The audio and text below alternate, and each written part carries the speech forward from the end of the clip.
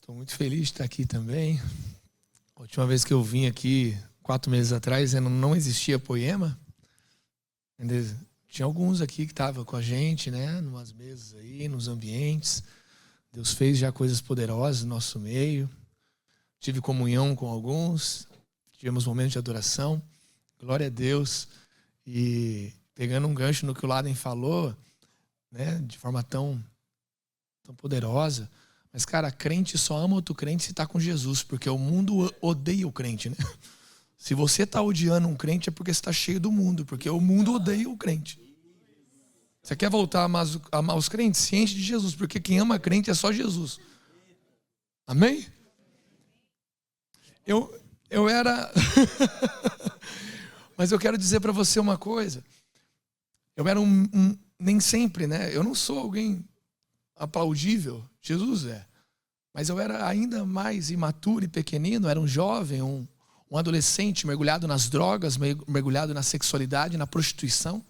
Aos 8 anos de idade me foi apresentado pornografia. Aos 13 eu fui levado num prostíbulo para perder minha virgindade por um parente. Aos 11 fui abusado sexualmente por amigos.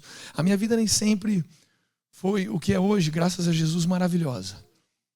E por isso eu entrei nas drogas, fiquei dos 13 até os meus 18 anos nas drogas. Foi quando então eu conheci Jesus e conheci a Poema. E no encontro com Jesus ele mudou meu vício das drogas em um dia com ele. Ele arrancou os meus vícios. Um encontro. Só que existem coisas que Deus cura em um encontro. Existem coisas que Deus cura em um relacionamento. As drogas Deus arrancou na minha vida em um encontro. Mas a sexualidade... Aí eu levei para dentro da igreja. O Leandro comentou um pouquinho aqui. Acabei sendo imaturo, precoce. Engravidei a irmã dele. Hoje, graças a Deus, sou casado com ela. Temos o filho da segunda fogueira, o Theo, que já foi casado, graças a Deus, né? Benza a Deus. E ainda fui e traí ela depois de ter a criança. Foi uma história bem bizarra. Hoje não dá para contar todos os detalhes. Mas durante 5 anos, dentro de uma igreja saudável, de uma liderança saudável, do Leandro, da Érica, tentando nos discipular, dando uns puxão de orelha, como eles deram hoje aqui, na hora do ofertório, com muito amor, como ontem deram. Eles estão sempre nos alinhando para amar Jesus. Esse que é o mais legal. Nós não estamos em uma igreja que eles estão querendo ser o pico da igreja, mas eles estão querendo que todo mundo suba junto para o lugar alto. E por mais que eu fizesse parte de uma igreja como essa, eu chegava na minha casa e a minha intimidade ainda não era de Deus. E a sua intimidade é o que vai gerar a sua recompensa pública. A minha intimidade era pornografia, masturbação. A minha intimidade era pensamentos sexuais. A minha intimidade era isso. Até que eu perdi tudo. 5 anos de Poema, perdendo tudo, dando cabeçada na parede, em qualquer lugar. Mas a minha vida não ia para frente. Então não adianta você fazer parte de uma igreja saudável se você não anda junto com aquele que testifica, justifica, transforma e edifica a igreja, que é Cristo. Eu andava com a Poema, mas eu não andava com Jesus. Vamos lá, alguém. Eu andava com homens de Deus, mas eu não sabia sair de perto desses homens de Deus e continuar a jornada com Cristo. Até um dia que eu sentei numa mesa, depois de ter perdido tudo, e o Xandão virou para mim e falou assim: Brisa, você tem que virar homem. O Xandão é o pastor de Curitiba hoje. Na época ele era meu líder de GC. Brisa, você tem que virar homem. Eu falei de lá bravo. Falei, filha da mãe, eu queria um abraço, ele mandou virar homem. Cheguei em casa e Deus falou para mim: você precisa virar homem mesmo, e homem de Deus. Eu falei, sério? É, homem de Deus. Eu falei, o que é homem de Deus, Jesus? Aí Jesus: o que é homem de Deus, Brisa? Aí eu, acho que é quem anda com Deus, né? Ele falou, é. Então, Mateus capítulo 6, versículo 6, que era o texto que fundamenta a nossa família sobre intimidade e sacerdócio. Mas você, quando orar, vá para o seu quarto, feche a porta e ore ao seu pai, que não pode ser visto. Eu gosto dessa versão da NTLH. E o seu pai, que vê o que você faz em segredo ou em secreto, lhe dará a recompensa.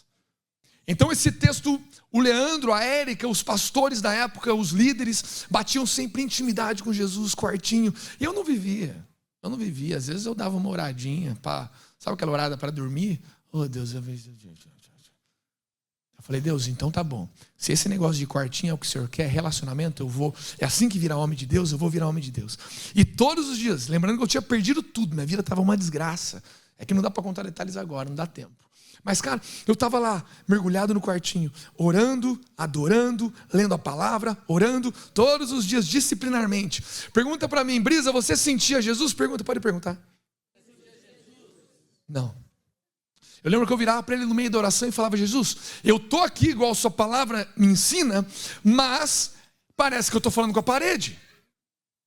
Eu estou buscando intimidade e relacionamento e não tem assunto. Aí eu descobri que quando falta assunto com alguém é quando eu não tenho intimidade com esse alguém. Se você não me conhece e não tem intimidade comigo, você vai sentar perto de mim e você vai ter que se esforçar para ter assunto. Porque você ainda não me conhece. Então eu descobri que o problema não é a falta de assunto para orar, o problema é a falta de conhecer com quem e para quem eu estou orando. Então se eu estou conhecendo ao Senhor, eu vou aprendendo a conversar com Ele. Só que além de não saber falar, eu não sentia. Eu falava, Jesus, parece que eu estou sozinho no quarto. Parece que eu estou falando com a parede. Você fala para entrar no quarto, mas Deus, cadê você aqui? Cadê? Eu não estou sentindo. Só que aqui deixa bem claro. Quando entrar no seu quarto, você vai orar ao seu Pai que você não pode ver. E Ele que vê. Uma vida de intimidade com Deus não é uma vida de ver a Jesus, mas é uma vida de ser visto por Ele. Ele te vê. Não é você que vê Ele no seu quarto. Você não entra lá para ver Jesus, você entra lá para ser visto por Ele. Aqui fala. Mas você quando orar, vá para o seu quarto, feche a porta e ore ao seu Pai que não pode ser visto. E Ele que vê, te recompensará. Eu comecei a entender que era para Ele me ver e eu estava lá todo dia. Só que daí um outro dia caiu uma gota de glória, porque você vai ali batendo, até que a porta abre, caiu uma gota de glória, fire refine, caiu uma gota de conferência, de um culto desse aqui, caiu, oh, cremblastro e kendembiato, é para isso que eu nasci, Jesus, esse que é o quartinho verdadeiro, saí de lá queimando, let it burn, estou embriagado do Espírito, voltei no outro dia com sangue nos olhos, falei, Jesus, é hoje de novo, aquele encontro, aquela gota do céu, Jesus, vem em mim. Vem Jesus. Oh Jesus. Eu pequei, acho que eu pequei. Jesus falou para mim, você não pecou, meu amigo. Na verdade você pecou porque você é pecador, mas não é por causa disso que você não está sentindo. Você não está sentindo porque fé não é a certeza do que você sente, é a certeza do que os seus olhos não veem. Se eu fizer você me sentir todos os dias, eu vou fazer você caminhar por sentimento. Você caminha por fé. Você não vê, você não sente, mas você está comigo, porque você crê em mim. Então eu comecei. 3 meses depois, eu percebi que fazia 3 meses que eu não caía naqueles pecados da sexualidade. Pela primeira vez, em 16 anos, desde os meus 8 anos de idade, eu era viciado. Falei, uau, Jesus, está dando certo. Jesus puxou minha orelha e falou assim, você não venceu o pecado olhando para o pecado, você venceu o pecado olhando para mim. Eu tiro o pecado de você, você fica comigo e eu te limpo. O nosso papel aqui não é vencer o pecado, o nosso papel é ficar com Jesus, é se relacionar com Ele. Ele é o Cordeiro de Deus que tira o pecado do mundo. Ele é o Cordeiro de Deus que tira a ganância dessa terra, do nosso coração. Ele é o Cordeiro de Deus que tira a frieza do nosso coração. Ele é o Cordeiro de Deus que tira a sexualidade depravada, que tira a carência, que tira o medo, que tira a dor. Ele, o nosso papel é ficar com Ele, se relacionar com Ele, porque tem coisas que Deus cura em um encontro. Mas tem coisas que Ele só cura em um relacionamento. Hoje, para a honra e glória de Jesus, faz 11 anos que eu sou curado. Deus trouxe depois a minha, então mãe da minha filha, restaurou ela também. Nos restaurou, casamos em santidade, graças a Deus naquele momento. Mas fui andando com Jesus, cara. Nós precisamos andar com Jesus. E andando com Jesus, nós vamos caminhando em maturidade. Vamos amadurecendo. Olha que interessante, essa parábola da semente. Abra comigo em Marcos capítulo 4. Marcos 4, 26. Caminhando com Jesus, nós vamos mudando, transformando de glória em glória. Você não pode mudar a si mesmo, mas Jesus pode te mudar. Você pode andar com ele, porque você tem livre acesso. Olha o que fala. Disse ainda, o reino de Deus é assim como se um homem lançasse a semente à terra, depois dormisse e se levantasse de dia e de noite, e a semente germinasse e crescesse, não sabendo ele como. Repita comigo, não sabendo ele como. A terra por si mesma frutifica, primeiro a erva, depois a espiga e por fim o grão cheio na espiga. Deixa aberto esse versículo aí. Olha que incrível. Um homem saiu a semear as sementes, pequenas sementes. Jesus vai colocando na nossa vida, na nossa mão, pequenas sementes, pequenas atitudes, pequenas mudanças, pequenas transições de pensamento, de mentalidade. Você não pode mudar tudo, mas Deus vai te dando sementes. E de repente você vai plantando no seu casamento, com seus filhos, no seu ministério, com a sua igreja, a sua intimidade, na sua sexualidade. Jesus vai plantando. De repente a palavra fala, não sabendo ele como. Eu quero dizer para você que Jesus, ele está nos levando a uma jornada onde o que a gente faz é o mínimo. E ele faz o resto. O que você faz é o mínimo. Não queira fazer tudo, cara. É o mínimo. Só entenda quais são as sementes, o que Deus quer de você. Porque um pequeno passo, obedecendo ao Senhor, é um grande transladar de Deus na sua vida espiritual. Não queira correr, queira permanecer, queira perseverar, queira obedecer, cara. Obedecer a semente que Deus quer que você planta. E é impressionante porque a colheita, a conta não fecha. O que eu fiz para estar onde eu estou não é suficiente para eu estar. Eu lembro das sementes que eu plantei. Mas a hora que eu olho para a vida que o Senhor tem me dado, e para aquilo que Ele ainda está me levando, porque os meus olhos ainda não viram, a minha mente não imaginou e os meus ouvidos nunca ouviram, eu penso, cara, não fecha, mas eu ainda estou plantando as sementes que Jesus dá na minha mão. Ai, mas Brisa, como o Laden falou, nós temos que caminhar em maturidade, amadurecer. É tão lindo se tornar maduro, um crente maduro, um líder maduro, é tão lindo isso. Tá. A terra por si mesma frutifica, primeiro a erva, depois a espiga e por fim o grão cheio na espiga. E quando o fruto já está maduro, repita comigo, quando o fruto já está maduro, qual é o fim da maturidade? A gente almeja como cristãos a maturidade. Vamos lá, alguém mais almeja a maturidade neste lugar? Filhos maduros, ruios. Muitos já ouviram falar sobre isso. Qual é o fim da maturidade? É uma cadeira, uma sombra de água fresca, é um carrão da hora, nada contra essas coisas. Não.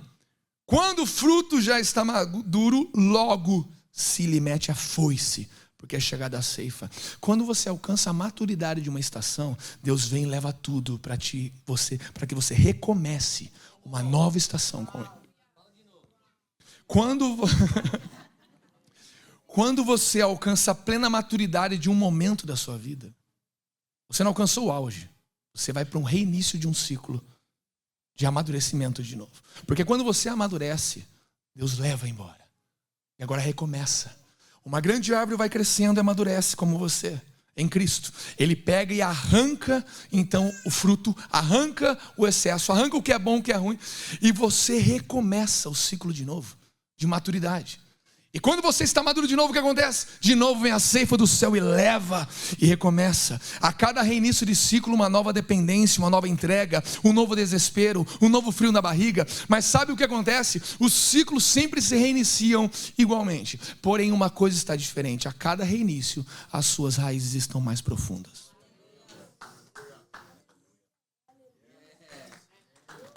A cada reinício. Se é para Jesus, aplaude de verdade. Come on. Não aplaude eu, não aplaude ele. Andando com Ele, você vai amadurecendo. E quando você se torna maduro, Ele leva. Perdão ter te assustado. Agora, sabe qual é o problema do crente maduro do século que nós estamos?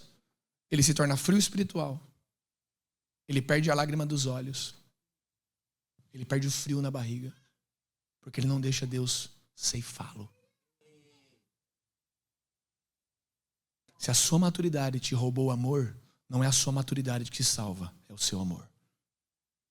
Se a sua maturidade te roubou as lágrimas, jogue sua maturidade fora, deixe Jesus levar ela embora. e busque de novo as primeiras lágrimas. E busque de novo as últimas lágrimas.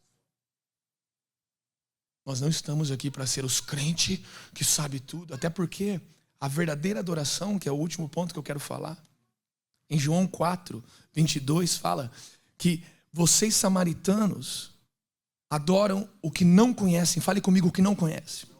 Nós adoramos o que conhecemos. Fale o que conhecemos. Pois a salvação vem dos judeus. Aqui existem dois tipos de pessoas que adoram ao Senhor. Porque um grande pilar da nossa família é que nós somos loucos para que Jesus se sinta amado em nosso culto, cara. Nós não fazemos um culto para homens. Vocês já estão vendo isso nessas semanas. O Leandro não nos ensinou. Teve dias já que o Leandro virava para a gente na igreja assim, no meio do louvor, falava assim: cara, cadê Jesus esse negócio que vocês estão fazendo aí? E ele começava a cantar. E Jesus vinha, porque ele conseguia amar a Jesus. Nós não estamos aqui para sentar em um lugar, conhecemos a adoração, somos os mestres da adoração, porque Jesus fala, existem aqueles que adoram o que não conhecem e os que adoram o que conhecem. Só que Jesus não está atrás dos ignorantes e nem dos sabichões. Existe um outro nível. Existe um terceiro nível. Qual é? No entanto, verso 23, está chegando a hora e já chegou, em que os verdadeiros adoradores adorarão ao Pai em espírito e em verdade. São estes os adoradores que o Pai procura. Você quer ser um procurado por Deus nessa terra? Vamos lá então. Você precisa adorar, não com base em sua maturidade, conhecimento, experiência, mas em espírito e em verdade. Sabe por que em verdade? Porque a verdade de Deus é infinitamente maior do que o que você sabe sobre Ele. Sabe como você alcança isso? Somente pelo Espírito, porque Ele nos guia à verdade. Agora, se o Evangelho, se isso não esquenta o seu coração, se arrependa. Se volte. Se coloque de pé.